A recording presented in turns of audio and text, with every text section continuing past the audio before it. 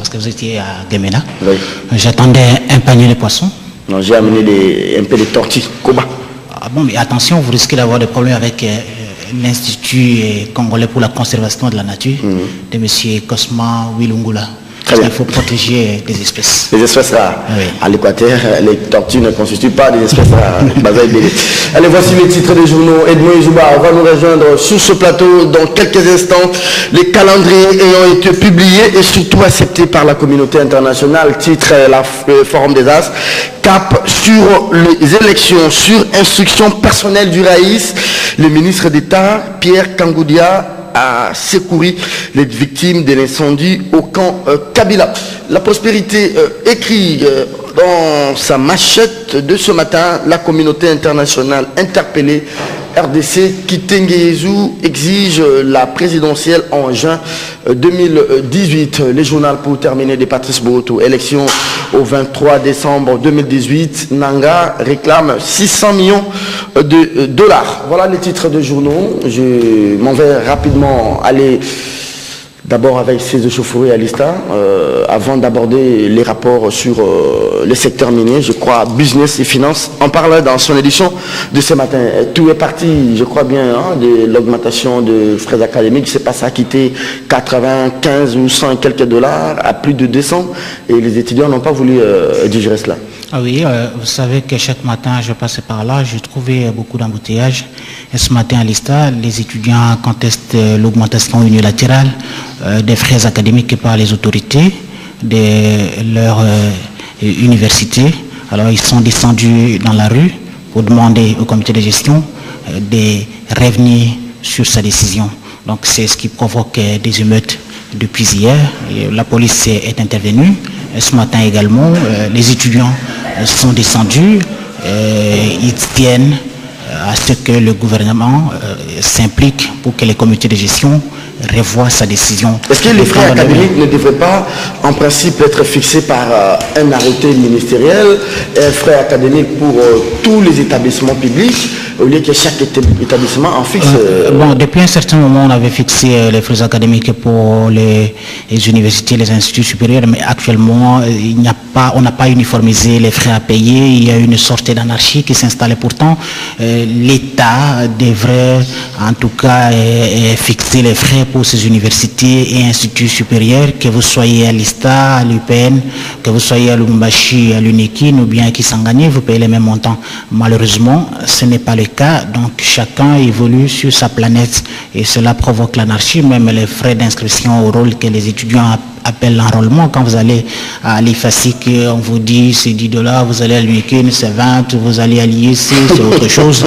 Finalement, il y a une cacophonie qui s'installe, mais dans ces cas-là, donc l'argent profite plus aux individus et l'État, vous savez qu'il y a des prédateurs qui se sont installés partout avec le système, donc ce n'est pas pour la bonne marche de nos universités. Autre chose, c'est que l'État demande à ce que les étudiants payent les frais académiques auto-budgétaires, donc 15 points, mais lui-même, l'État ne paye pas les enseignants, les parents et les enseignants ne sont pas payés auto-budgétaires et s'il faut que les étudiants payent auto-budgétaires, ça pose problème parce que la plupart des parents sont des fonctionnaires de l'État et quand vous regardez le SMIC ou les traitements de ce qui est marge du budget de l'État, c'est un salaire indécent qui ne permet pas aux gens de nouer les deux bouts du mois. L'État lui-même, le gouvernement entretient la confusion sur ce point, c'est ce qui pousse les gens. Alors je sais qu'il y a toujours des déclarations du genre à manipulation politique. Dans cette ambiance de morosité économique, s'il faudra revoir les frais académiques à la baisse, je ne sais pas combien d'étudiants peuvent encore rester dans les amphithéâtres pour suivre les cours. Mais je crains fort, Gabi, avec tout ce climat politique, avec toute cette tension, la période, y compris les calendriers, je crains fort que des mouvements comme ça soient aussi signalés dans des sites universitaires du genre l'ISTA. Ça risque peut-être, même si nous ne l'encourageons pas, d'avoir des effets contingents à l'UPN, à l'UNIKIN, et ça risque d'embraser même. Mais le malheur est tellement profond, ce qui se passe à l'ISTA, c'est juste un arbre qui cache la forêt. Est-ce que tout ce que vous voyez aujourd'hui, les tensions que vous observez à l'ISTA, ce n'est pas seulement à l'ISTA, ce n'est pas seulement dans le secteur de l'éducation, c'est dans tous tous les secteurs de la vie, et même les fonctions de l'État, les médecins, les enseignants, les magistrats et consorts, l'armée, la police, qui est mieux payé aujourd'hui. D'abord, le budget qui a été présenté au niveau de l'Assemblée nationale, vous voyez, Tchibala pour le budget 2018 a présenté le budget pour que les agents et fonctions de l'État soient payés au taux budgétaire de un peu plus de 1425 francs congolais pour $1 américain. Mais quelqu'un n'a pas respecté, même là, il n'a pas respecté la loi. Donc le budget, c'est une loi de la République. Et il est passé devant l'Assemblée nationale, devant les parlements, disons, et il ne l'a pas respecté. Après, on a reçu des syndicalistes, j'ai vu des syndicalistes maintes fois, chez Michel Bongongo, chez M. Kangoudia, chez Henri Yave, pour aller négocier. Même quand ils ont négocié, aujourd'hui, ça pose un problème. Et le gouvernement avait promis une augmentation salariale de 20 000 francs congolais. Et sur les 20 000 francs congolais, je l'ai dit sur ce plateau, mais vous savez qu'on a été l'objet de plusieurs attaques sur ce plateau quand nous avions annoncé la nouvelle. Bongongo a saisi ses collègues du budget et des finances pour que l'augmentation soit effective à partir du mois d'août. Mais dès le mois d'août, les fonctionnaires n'ont jamais touché les 20 000 francs congolais. Et curieusement, le ministère de l'EPSP, par exemple, j'ai vérifié, qui a touché les 20 000 francs congolais au mois d'octobre. Alors, où sont passés les 40 000 francs qui devraient constituer les 20 000 pour le mois d'août, les 20 000 pour le mois de septembre. Et d'autres ministères, jusque-là, n'ont pas encore touché l'argent du mois d'octobre. Où est passé cet argent? Et parce que les gens s'étaient déjà convenus. Alors, je trouve également qu'il y a une sorte de naïveté de la part des fonctions de l'État. Quelqu'un qui ne veut pas respecter la loi et un arrangement avec les délégués syndicaux, comment peut-il le respecter? Parce que le gouvernement n'a pas respecté le budget qu'il avait présenté, qui est une loi qu'on avait présentée devant la représentation nationale, et même l'accord. Et voici même l'accord. Ils ont été roulés. Alors, les 40 000, quand est-ce que ça entre dans les cadres de la dette intérieure? Est-ce que le gouvernement reconnaît que les fonctionnaires de l'État vont toucher les 40 000 ou bien ça va toujours se passer comme toujours? Très bien. Allez, on espère qu'il n'y a pas juste la mort d'homme à l'ISTA, peut-être de blessés légers, un peu graves. Il peut épargner la vie des étudiants, mais aussi les forces de l'ordre. Oui, objectivement, je n'ai pas vu des morts parce qu'il y avait trop d'embouteillages et il fallait vite aussi, parce que j'étais en train de courir pour participer à cette émission. Je n'ai pas eu le temps de réaliser quand même un reportage, mais j'espère que tout va se passer calmement et que les discussions vont reprendre pour que les uns et les autres trouvent un compromis à l'amiable. Le malaise est tellement profond et l'effet des contagions n'est pas totalement à exclure. Très bien, merci beaucoup. Très mauvaise nouvelle, hein? N'empruntez pas cette voie qui mène vers l'ISTA. Il y a des échauffourées depuis hier, même jusqu'à ce matin. Donc vous avez été informés. N'empruntez pas cette voie, sinon vos véhicules seront peut-être caillassés, soit calcinés en cendres. Gabi Kouba, le deuxième invité n'est pas encore là sur ce plateau. Alors, directement on enchaîne. Plusieurs rapports dans le secteur minier. 3 ou 4 au total? 4 rapports depuis le 3 novembre. Le premier rapport, c'est le rapport de Global Witness qui a travaillé sur le dossier de Walikale. C'est Geminaco. Geminaco, c'est une mine qui est une entreprise minière immatriculée à Kinshasa qui exploite de l'or dans les territoires de Walikale. Et dans ce rapport de Global Witness accuse un officier de l'armée nationale d'être en collusion avec cette entreprise-là et qui perçoit les 30% de la production aurifère de l'entreprise Geminaco. Geminaco, c'est général des mines et d'agriculture du Congo. Alors, l'officier en question, selon les rapports de Global Witness, a été impliqué depuis 2009. Et après 2009, rien ne s'est passé contre lui, il n'y a eu aucune sanction, et il continue à opérer avec cette entreprise-là. D'ailleurs, il est en même temps militaire, en même temps opérateur économique. Alors que conformément au code minier et à toutes les lois de la République, donc les militaires ne sont pas permis d'exercer les activités commerciales. Mais les rapports vont un peu plus loin pour dire c'est juste un prête-nom parce que son fils, ce n'est pas l'officier réellement qui est cité dans ces rapports-là, mais c'est plutôt son fils qui est d'ailleurs mineur et l'arrêt qui autorise à la famille de l'officier en question de percevoir les 30% de la production aurifère de Geminaco a été rendu par le tribunal de commerce de Goma. Donc ça c'est le premier dossier. Très bien. On en saura un peu plus. Alors le deuxième dossier qui a fait couler beaucoup d'encre et de salive, c'est le dossier d'Abbas Kayonga. Abbas Kayonga, c'est brigadier que... Il n'est pas burundais, il semble que c'est un burundais. Bon, en tout cas, je ne connais pas sa nationalité. J'ai posé la question, peut-être que la justice nous en dira un peu plus. J'ai vu des images sur les réseaux sociaux, mais attention, il ne faut pas évacuer totalement les informations des réseaux sociaux, mais il ne faut pas non plus, parce qu'il y a n'importe quoi sur les réseaux sociaux. Mais revenons maintenant à ce qui concerne son dossier. Le dossier d'Abbas Kayonga. Abbas Kayonga a été nommé par le gouverneur Marcelin Chisambo Luboya.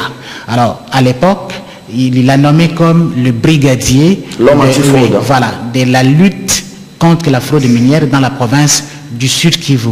Or, l'arrêté ministériel qui a nommé la Commission nationale de lutte contre la fraude minière depuis 2010, seul le coordonnateur national de cette commission est appelé à désigner les représentants des provinces. Et le coordonnateur national, est d'office le directeur général adjoint du Centre national d'expertise d'évaluation des matières premières semi-précieuses et précieuses, M. Pascal Niembo, qui n'a jamais nommé Abbas Kayonga. Bien au contraire, ça fait... Attendez, ça c'est quel pays comme ça? Oui, alors lui-même, Pascal Niembo d'ailleurs, a parlé d'un dédoublement des services. Vous voyez que c'est un poison pour la République. Ce n'est pas seulement le dédoublement des partis politiques, hein. Même les services de l'État se sont dédoublés. Attendez, alors, Chisambo a trouvé ce pouvoir ou des Voilà. Où est-ce que Chisambo a trouvé ce pouvoir? Et vous savez que M. Kayonga, ce n'est pas la première fois. Quand la Commission nationale de lutte contre la fraude minière a été saisie qu'il y avait une brigade antifraude, on a demandé à Marcelin Chisambo de transférer cet homme à Kinshasa pour qu'il soit interrogé par les services compétents. Et la Commission nationale de lutte contre la fraude minière n'est pas un service, c'est plutôt une commission qui regroupe plusieurs services de l'État, dont le CIC, le CESCAM, la DGDA, la DGM, les services spéciaux du ministère de la Défense, le parquet général de la République. Il a été interrogé et on avait demandé à ces messieurs de cesser toute activité illico presto. Il n'a jamais cessé, il a été bien au contraire encouragé, selon Pascal Niembo, par le gouverneur Chisambo de l'époque, à continuer d'exercer ses activités. Mais pour Niembo, je le cite, ce monsieur n'a jamais travaillé pour les comptes de la province du Sud Kivu ou de l'État congolais, mais il travaillait plutôt pour les intérêts personnels du gouverneur Chisambo. Il a été interrogé à Kinshasa. Ça c'est Pascal Niembo qui dit ça. Oui, il est rentré à Bukavu et il continuait.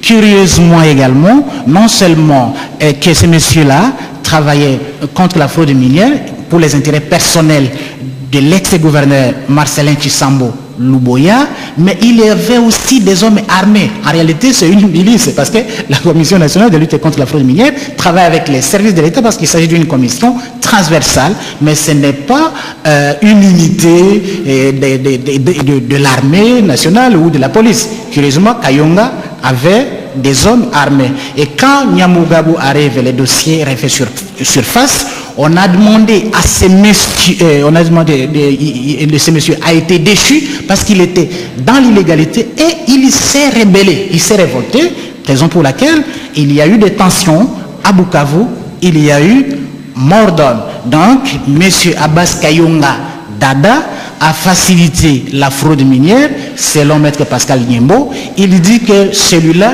c'est un malfaiteur. Et ce n'est pas la première fois. Il avance qu'à chaque fois que la commission voulait faire son travail, des gouverneurs commerçants, je cite Pascal Niembo, les gouverneurs commerçants dédoublaient cette commission en créant des services parallèles, comme à l'époque au Katanga, et il va encore plus loin pour dire que toutes les commissions parallèles qui ne sont pas reconnues par l'arrêté interministériel qui instaure la Commission nationale de lutte contre la fraude minière seront dissoutes. Troisième dossier. Troisième dossier. Albert Yuma Moulimbi. Voilà. Yuma Moulimbi, c'est la Fondation Carter qui publie encore un autre rapport salé, je ne sais pas s'il faut l'appeler un rapport salé, sucré ou un rapport amer, mais c'est un rapport accablant, toujours dans les secteurs miniers. Dans les secteurs miniers, c'est un rapport de la Fondation Carter de 114 pages.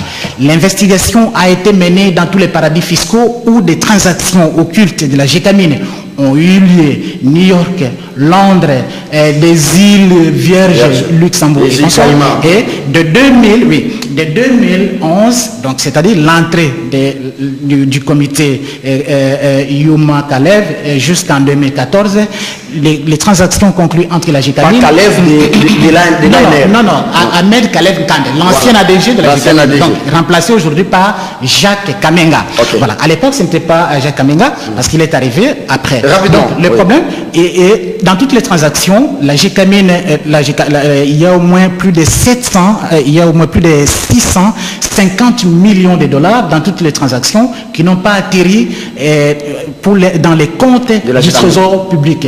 Donc, ce sont des individus qui se sont partagés cet argent. Et la preuve est là, tous les plans conçus depuis 2011 à la Gécamine. Albert Lima n'a pas répondu à ce rapport. Jusque-là, il n'a pas encore répondu. Je n'ai pas entendu. C'est justement qu'est-ce que c'est que n'a pas pour les élections. Oui. Et plus que d'ailleurs les réserves d'échange de la Banque centrale du Congo. Oui. Et ce rapport également, vous voyez, c'est le même montant. Quand vous regardez l'autre rapport de Global Witness publié le 19 juillet de cette année, c'est 700, en ce qui concerne la traçabilité des recettes de l'État, à l'ITE, l'initiative pour la transparence, 750 millions. Donc, des millions dont nous avons besoin pour organiser les élections, reconstruire les pays, s'évaporent dans la nature et ça va dans les poches des individus, notamment les dirigeants, parce que dans ces rapports-là, nulle part où un citoyen ordinaire comme vous et moi a été... Donc, ils ne veulent pas quitter le pouvoir pour continuer à piller le pays. Quand je vous dis que la fête continue, c'est ça la fête, la prédation de l'État, c'est ce qu'on appelle la fête parce que personne n'a été fini.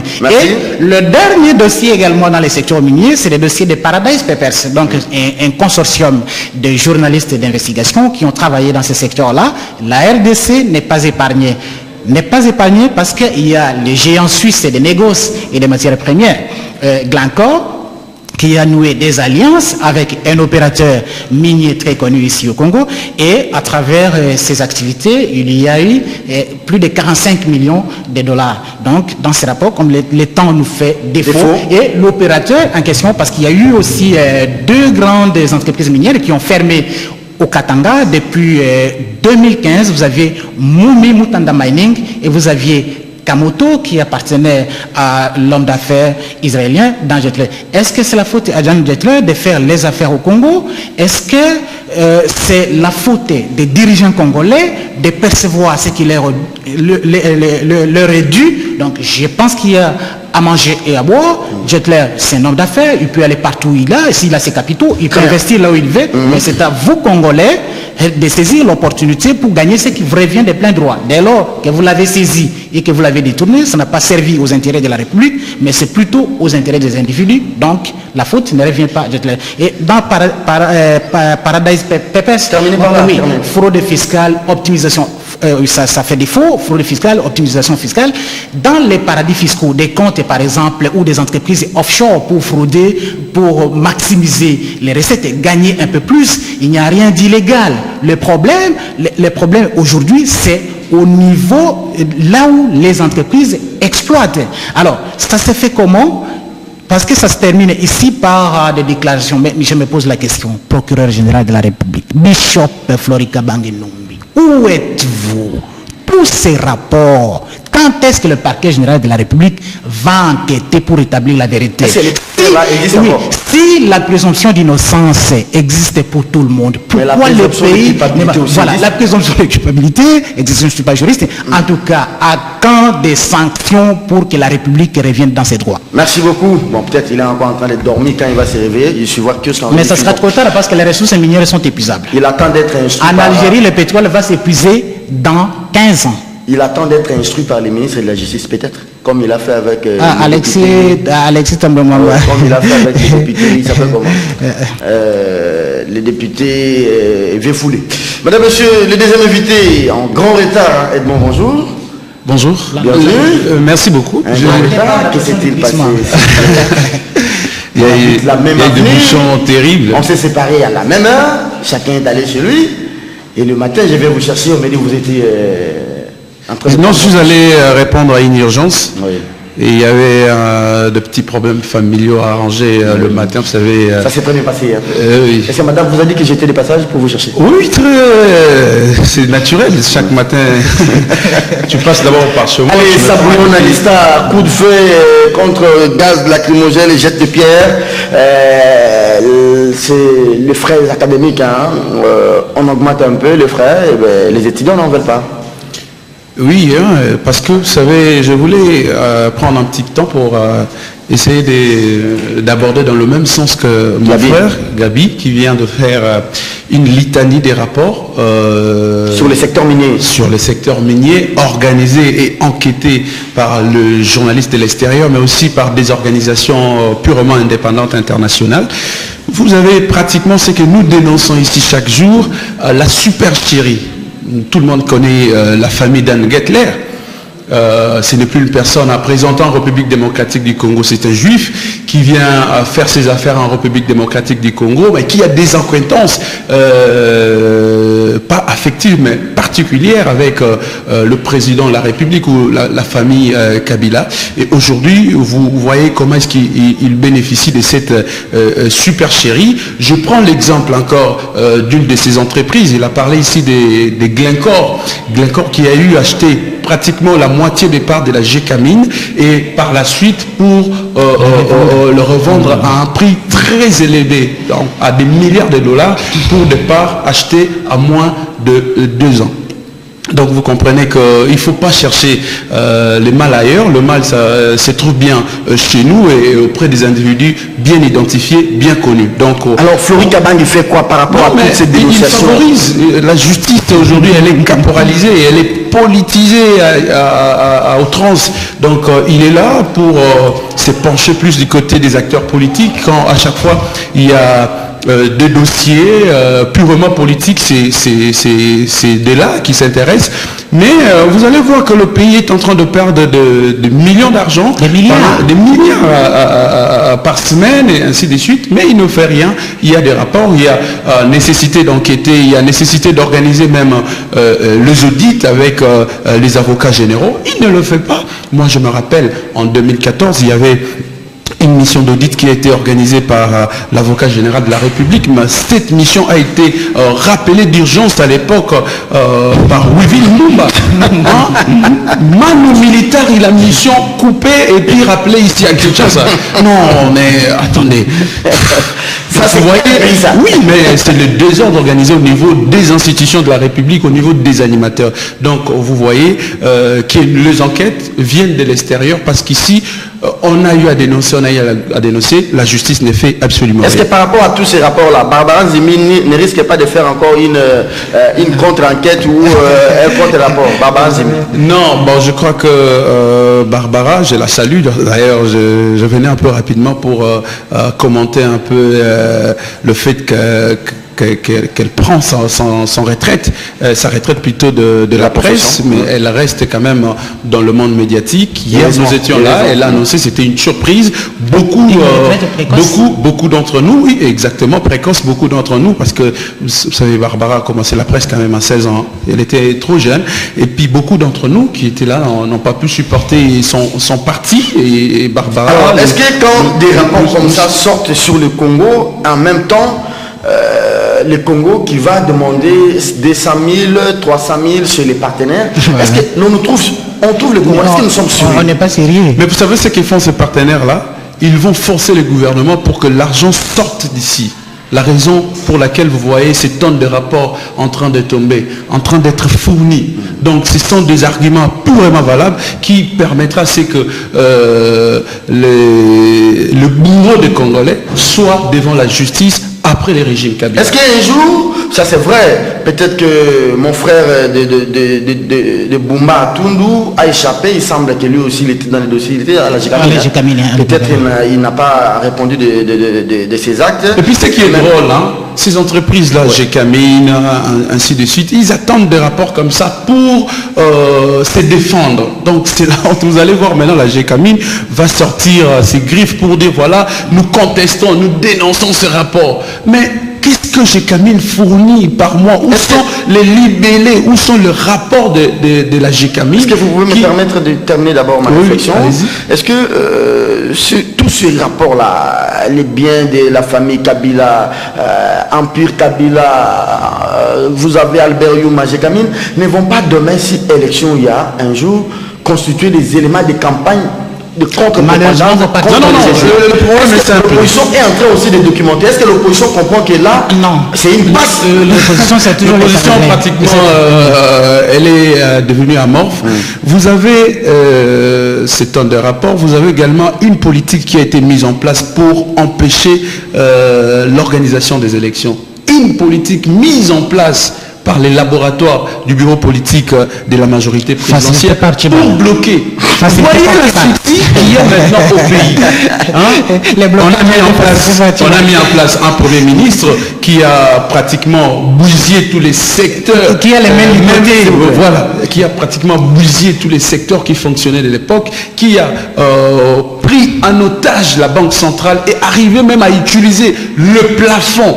Il y a une somme, je dirais, planchée qu'on ne dépasse pas au niveau de la Banque centrale. Mais Matata est allé déboucher. Et les chefs de l'État l'ont remercié pour ça devant il l'a remercié et il le nomme encore comme son conseiller à la présidence de la République. Donc vous voyez que c'est vraiment une politique bien calculée, bien organisée pour empêcher le peuple congolais d'entrer dignement dans leurs droits. Avant de prendre la politique, on va terminer avec la rubrique écho.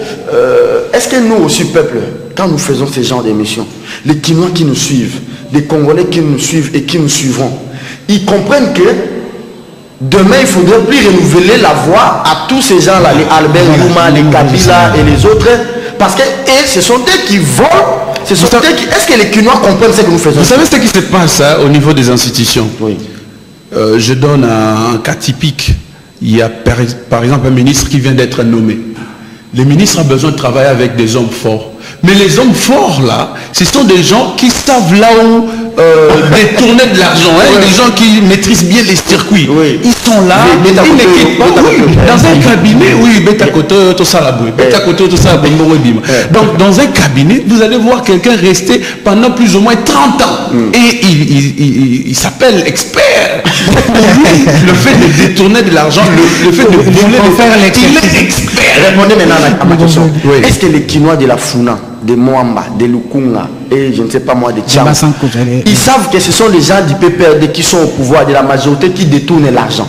Mais est-ce que ce que nous faisons d'une manière pédagogique, les Congolais comprennent? Les gens de Kitambo qui nous suivent, est-ce qu'ils comprennent que ce sont les gens du pouvoir qui détournent l'argent et que demain, il faudra les sanctionner? Ils comprennent, mais tu vois, nous sommes dans un contexte démocratique un peu à notre niveau, à notre manière, je dirais même atypique, qui n'est pas pareil dans d'autres pays. Nous sommes dans une semi-dictature, on peut appeler ça comme ça, où vous avez une certaine liberté d'expression, peut-être que nous le faisons. On miroite ça.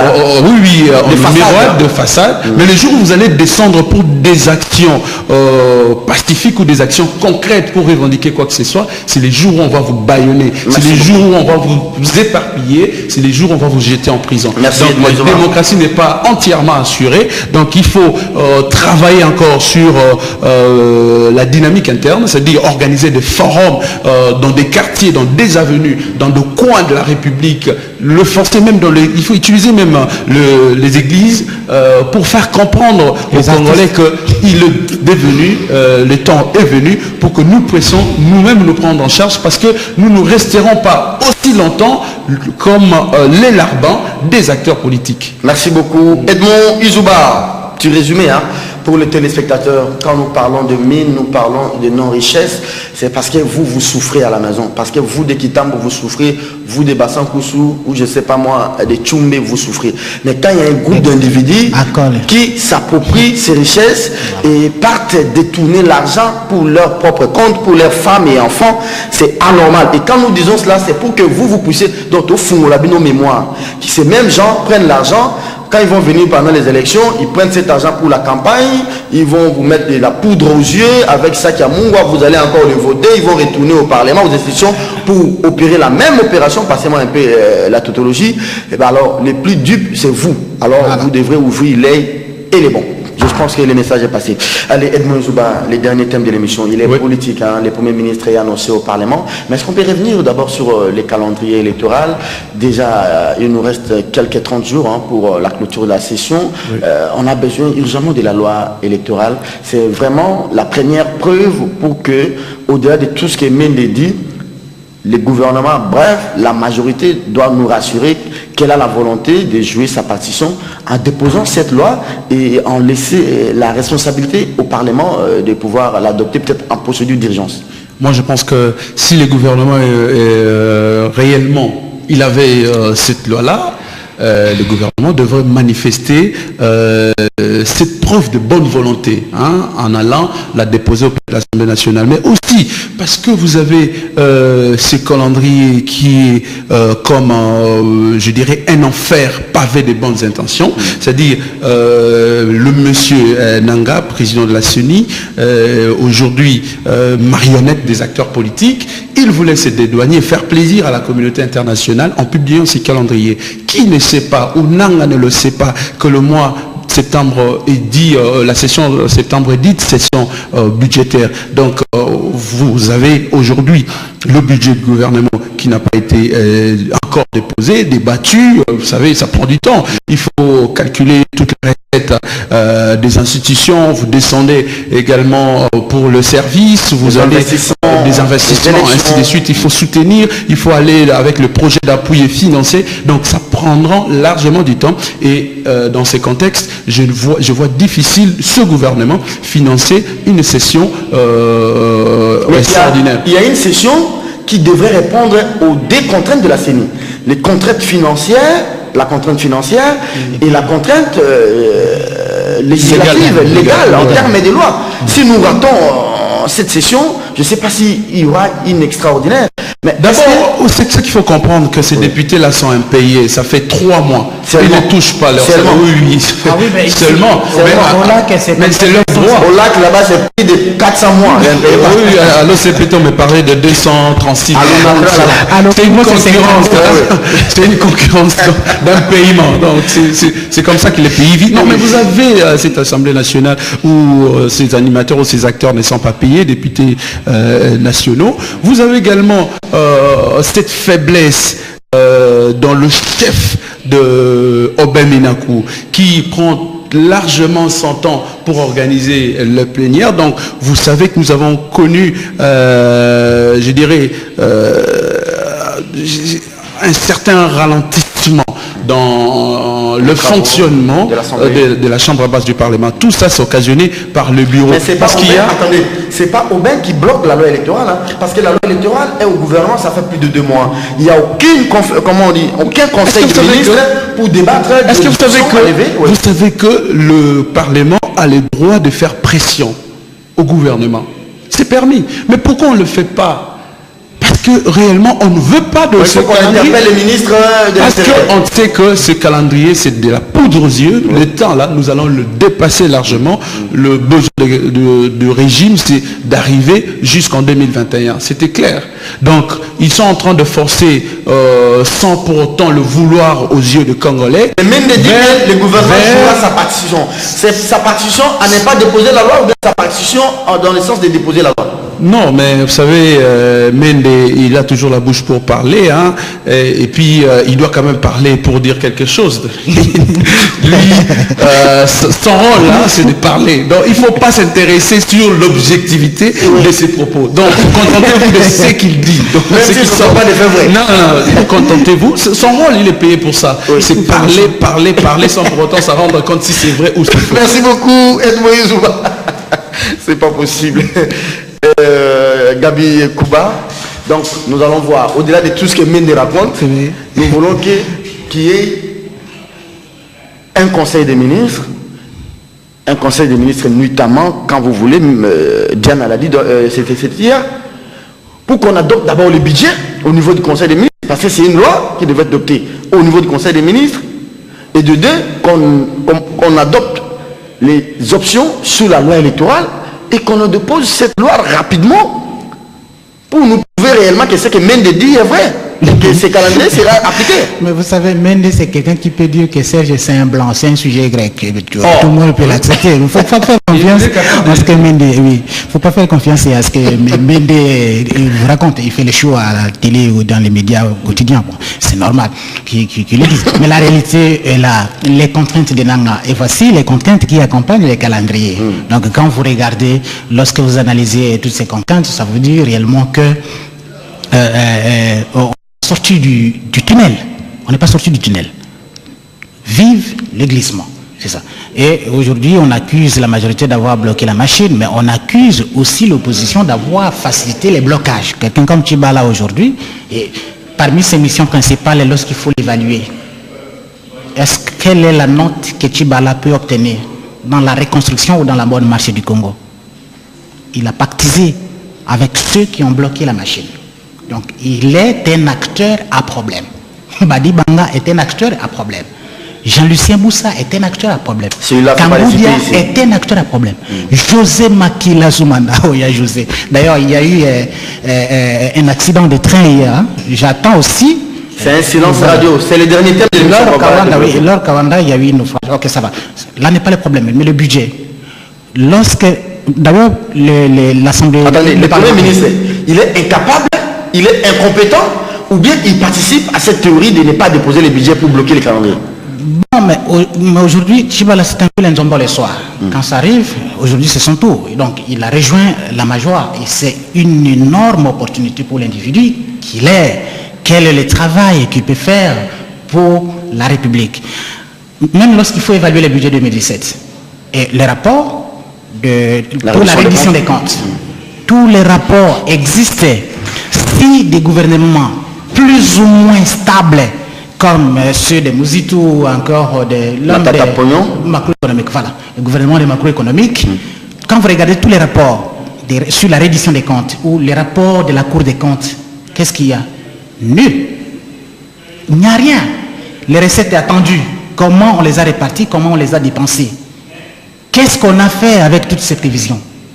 C'est nul. Attendez, politiquement, tous ces gens du PPRD, de la majorité qui disent voilà, nous voulons des élections, les chefs de l'État, nous les PPRD. Oui. Mais comment les chefs de l'État lui-même, qui est le garant des bons fonctionnements des institutions, les chefs de l'État ne comprennent pas qu'il doit convoquer un conseil de ministres sur le budget? La première responsabilité revient au président de la République. C'est lui le garant des institutions. C'est lui l'arbitre principal. Et c'est lui qui doit donner des orientations au gouvernement de la République et pour la bonne marche. Question.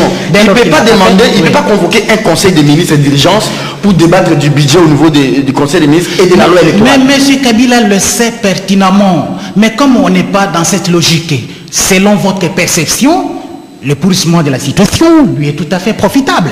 Quand est-ce que Tchibala va déposer les budgets? D'abord, il faudra une loi sur la reddition des comptes. Il doit présenter. Maintenant, il faut présenter le budget 2018. Le budget 2017, qu'est-ce qu'on en a fait? Apparemment, les gens ne sont pas pressés. Hein? Donc, les gens ne sont pas pressés. Et même l'Assemblée, le Parlement, disons, les parlements. Mais le Parlement est aussi un Parlement à problème. Même vos députés de l'opposition. Parce qu'on accuse souvent la majorité. Mais moi, je veux revenir que tous ont péché. Que celui qui n'a jamais péché ose lancer les projectiles à la femme adultère. Personne ne l'a fait. Je vous disais sur ces mêmes plans, et j'étais ici au même endroit. Quand je vous disais les députés de l'opposition qui accusaient Minako d'avoir bloqué la démocratie, tout ça, ils ont séché des séances pendant des semaines. Ils sont revenus. Aujourd'hui, il y a ouverture de l'espace démocratique à l'Assemblée nationale, tout marche correctement. Je vous disais qu'ils ne feront rien, c'était des grimaces. Ils ne pas revenir. Sans avoir gain de cause. Donc, ce qu'on attend de Tchibala, motion de Lokondo, l'interpellation. Ah non, Thomas Lokondo, oui, pour contre Tchibala, qui n'a pas déposé les dans les temps. Est-ce qu'il y aurait posé cette question? Est-ce qu'il y aurait une session extraordinaire pour répondre aux contraintes de Nanga? Et quand Nanga vous dit, ce n'est pas moi. Maintenant, il fait le jeu des Ponce Pilate. Ce n'est pas moi qui dois condamner les Christ, mais si vous voulez le lapider, c'est votre affaire. Il se lève les mains. Il est toujours dans son schéma de 2019. Et il est aussi parmi les acteurs à problème qui facilitent le pourrissement de la situation. Donc en réalité, le glissement est toujours là. Tchibala, quand bien même tu peux proposer les budgets. Parce que les budgets, ce n'est pas de l'argent liquide. des prévisions, d'où viendra cet argent. La mobilisation. Le premier sujet de l'émission que nous avions abordé ici. Voilà, la République manque l'argent. Mais partout, il y a des coulages. Tous ces rapports-là, c'est ce qu'on appelle coulage, non? En d'autres termes. Voilà, en d'autres termes. Cela veut dire quoi? Tchibala peut présenter aujourd'hui les budgets. Concrètement, est-ce qu'il peut mobiliser 1 milliard de dollars dont la CENI a besoin pour organiser les élections en 2018? On parle de plus de 40 milliards en gestion. 40? Non, Serge, s'il vous plaît, soyons sérieux. Matata, avec la stabilité macroéconomique des humains, aux petites unités de production de jus des Indiens ici, c'est ce qu'on appelle l'économie. C'est ce qu'on a appelé stabilité du économique, qui n'a pas mobilisé 5 milliards de dollars. Quelle est la magie que Tchibala? L'argent est là. Ça, c'est Sommet. Mais Michel Sommet, vous savez, faire des interventions comme il nous accordait des interventions, c'était très facile. Oui. Maintenant, est-ce que Tchibala est le vrai premier ministre? Si Tchibala se contente de ses avantages, il est salarié, il est payé par la République. Oui. Mais décision pour la bonne marche du gouvernement, est-ce que Tchibala... Faites une petite comparaison entre le pouvoir aujourd'hui que cet âgé Nemi Mwilonja et Tchibala. On l'a dit pas tort. Mais attends, quand le Premier ministre, après les assises sur la réforme du système fiscal, oui. Vous avez vu, Tchibala était un soin médical, j'étais aussi en France, à Paris, je crois. Oui, avec il allé visiter le Parlement. Quand il visitait le Sénat en France. Voilà. Le Premier ministre, le directeur des cabinets du président de la République a donné des instructions fermes aux gouverneurs des provinces et il les a réunis après ces assises de 9h jusqu'à 23h. Et quand vous regardez aujourd'hui les fonctionnements de la primature, Tchibala voit sur quel membre du gouvernement, sur quelle entreprise de l'État pour mobiliser les recettes. Hein? Même ses propres ministres de l'UDPS. Oui. Mais vous savez, il a même un vice-ministre de l'UDPS qui engage l'État, mais un conseiller de son chef, les conseillers de ministre titulaire, d'où l'instruction d'un vice-ministre qui est venu avec Edmond Izouba. Est-ce que la majorité ne risque-t-elle pas de donner raison à l'opposition qui dit que c'est la majorité qui va tout faire pour bloquer les calendriers?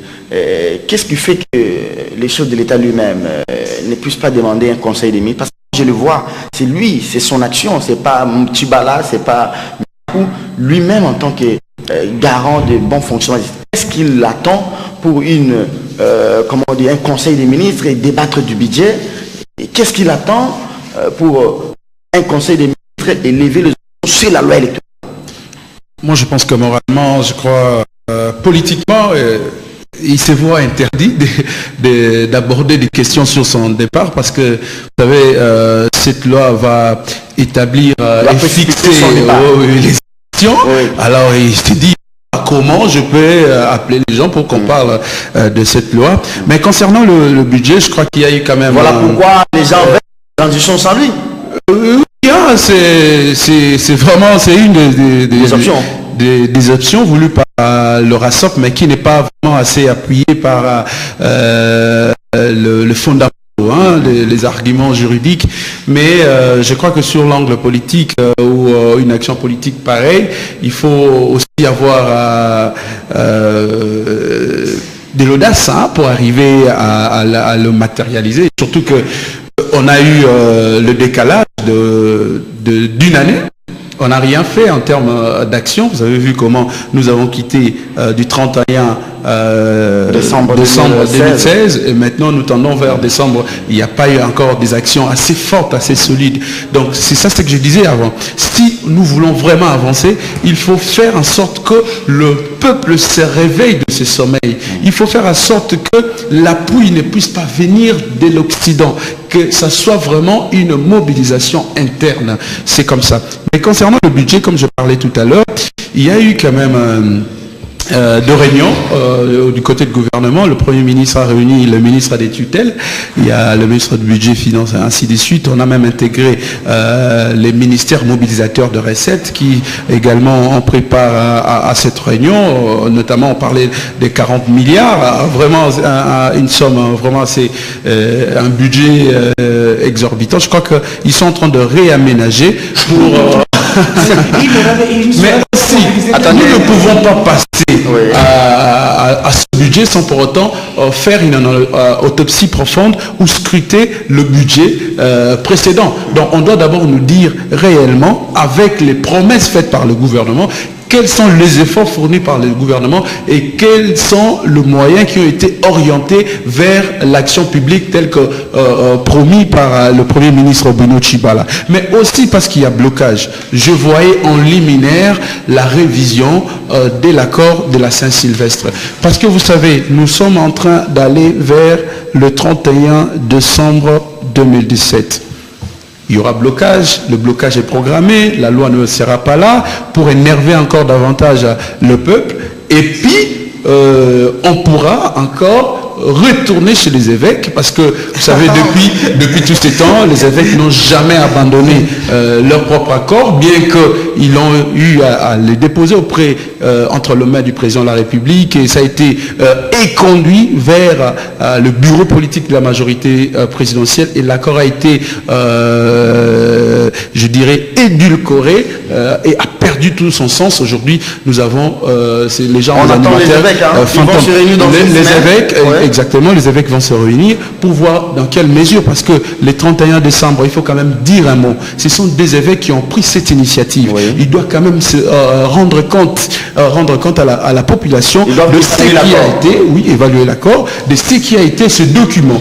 Est-ce que ce document a plu les acteurs politiques? Qu'est-ce que les acteurs politiques ont fait de ce document, et par la suite réunir par exemple les composantes qui ont pris part à ces assises, essayer de voir. Donc je vois plutôt vers un dénouement de ces blocages en appelant les acteurs politiques autour d'une table, mais aussi pour essayer de voir dans quelle mesure appliquer ou mettre en œuvre la décrispation politique. C'est un point qu'on ne parle pas, mais plutôt le point le plus fondamental. Merci beaucoup Edmond Yezouba. L'émission est terminée, mais en mémoire de nos compatriotes qui ont succombé à la suite de ces déraillements au niveau de Bukavu, je crois bien. Hein? Non, au niveau de Lubudi. Oui, merci beaucoup. De Lubudi, province de Lualaba.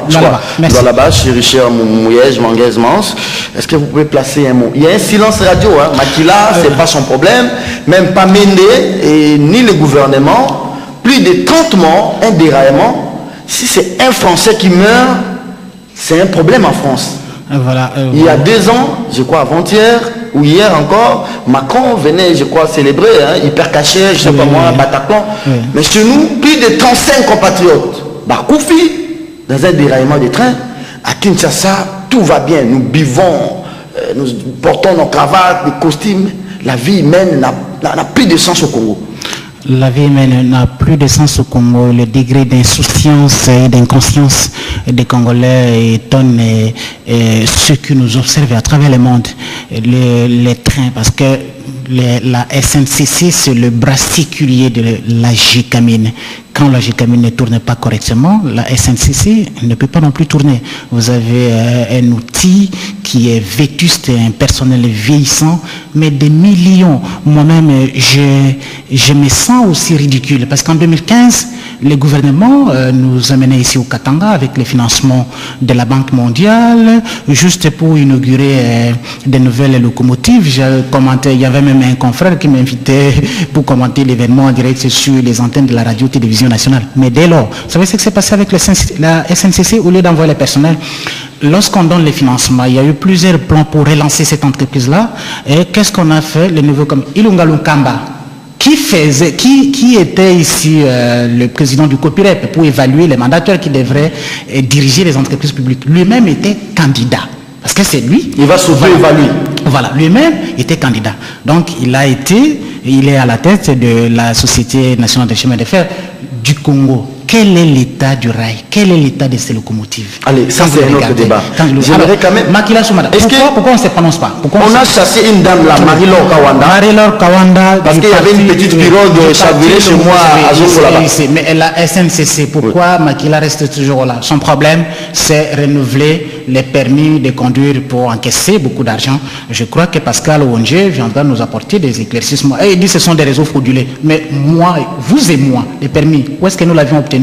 La fraude, c'est quand vous allez par exemple en Djili Brasserie, à Mikondo ou à Badara, on vous délivre un permis de conduire dans un bureau qui n'appartient pas au ministère des Transports. Mais quand vous allez ici à l'INSTA, secrétariat général du ministère des Transports, Comment parler d'un réseau mafieux? Donc, c'est les ministres qui doivent être poursuivis pour avoir instauré des réseaux mafieux au sein de l'office de l'État.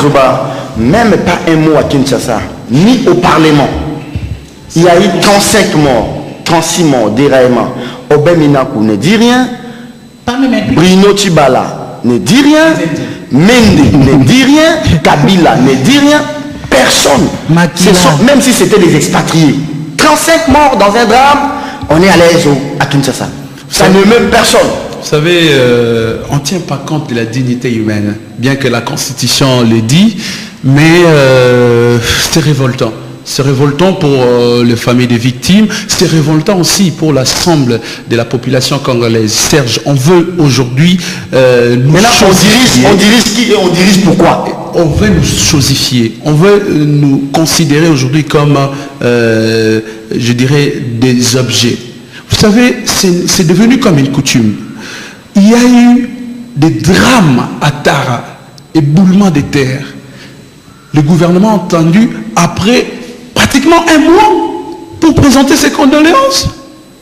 Vous avez maintenant à Lubudi, à Tara, je dois rappeler qu'il y a eu plus de centaines de morts, une centaine de morts, mais le gouvernement a réagi en retard. Vous avez également ce drame qui nous arrive malheureusement pendant cette période de choc.